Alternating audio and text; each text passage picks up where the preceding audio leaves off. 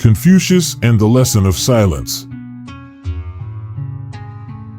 One serene morning, Confucius and his disciples walked through a small village nestled at the foot of a mountain.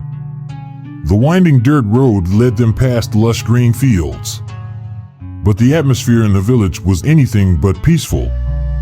Loud voices grew louder as they approached, and soon they found themselves near the center of the commotion. A large group of villagers were embroiled in a heated argument, shouting over each other, their faces red with anger. The scene was chaotic, and no one seemed to notice the arrival of Confucius and his group. The disciples paused, curiosity flickering in their eyes. Zilu, known for his straightforward and bold nature, turned to Confucius and said, "Master, these people are arguing so fiercely. They can't even hear one another. Should we intervene? With your wisdom, you could resolve their dispute with just a few words." Confucius remained silent. He stood there for a moment, his calm gaze sweeping over the quarrel. Then, without saying a word, he resumed walking, leading the group away from the village. The disciples were puzzled but obediently followed. They climbed up a small hill nearby, leaving the noise of the village behind. At the top, the air was still, and only the gentle rustling of leaves in the breeze broke the silence. Confucius finally stopped beneath an ancient tree, and the disciples gathered around him, eager to understand his actions. "What do you think of the scene we just witnessed?" Confucius asked, his voice steady and serene. Yin Hui, the most contemplative among them, spoke first. "Master, they were arguing because each of them wanted to prove they were right, but their stubbornness blinded them to reason."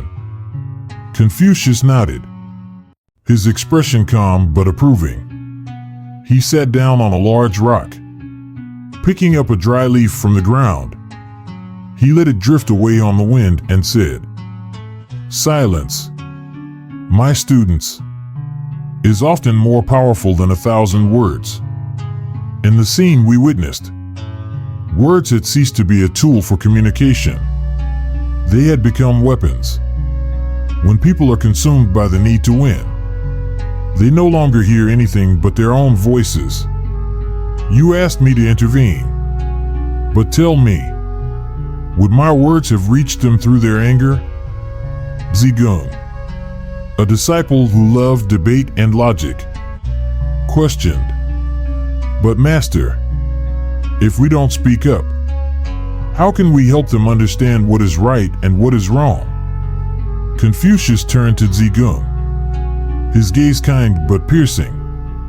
"Speaking while emotions are turbulent is like trying to plant seeds in a storm.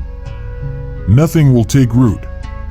When people's hearts and minds are filled with anger and stubbornness, even the truest words will be rejected. It's like a raging river. Anything you throw into it will be swept away without leaving a trace.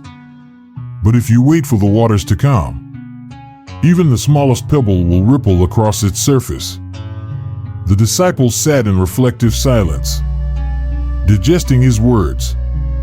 Zilu, the most impatient among them, struggled to accept this. He asked, "Master, isn't staying silent like avoiding responsibility? Isn't it our duty to defend the truth?" Confucius smiled gently and placed a reassuring hand on Zilu's shoulder. "You misunderstand. My dear student, silence is not avoidance. Silence is a conscious choice, a tool for understanding and observing deeply. It is not about retreating but about waiting for the right moment. A person who masters silence masters their emotions and doesn't let haste or anger dictate their actions. The truth doesn't need to shout to prove its value. It shines on its own at the right time." Confucius stood and turned his gaze toward the village below. where the clamor had now faded into the distance. He continued, "When you choose silence, you not only listen to others, but you also listen to yourself. It is in that stillness that you discern what needs to be said and what can be left unsaid.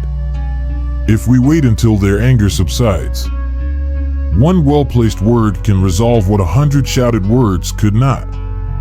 Zhigung lowered his head, recalling his own tendency to rush into arguments.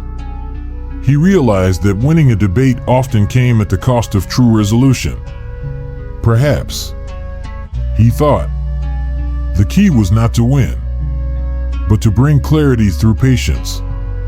Confucius picked up a small pebble and tossed it into a nearby pond. The ripples spread outward, gradually fading as the water returned to stillness.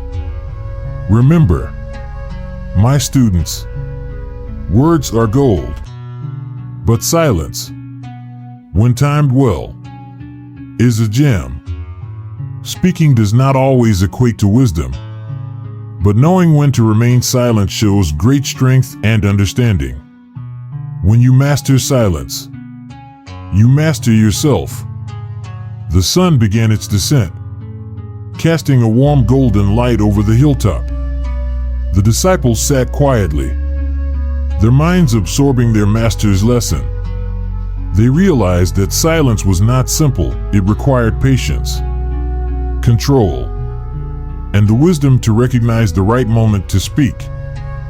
That day, not just Zilu or Zhigung, but all of Confucius' students carried with them the profound lesson of silence.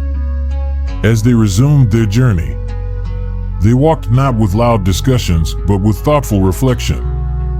In that stillness, they heard the whispers of nature, the quiet voices within themselves, and the invaluable lessons of their wise teacher. The story of Confucius and the lesson of silence is not merely a tale of wisdom, but a timeless guide for life.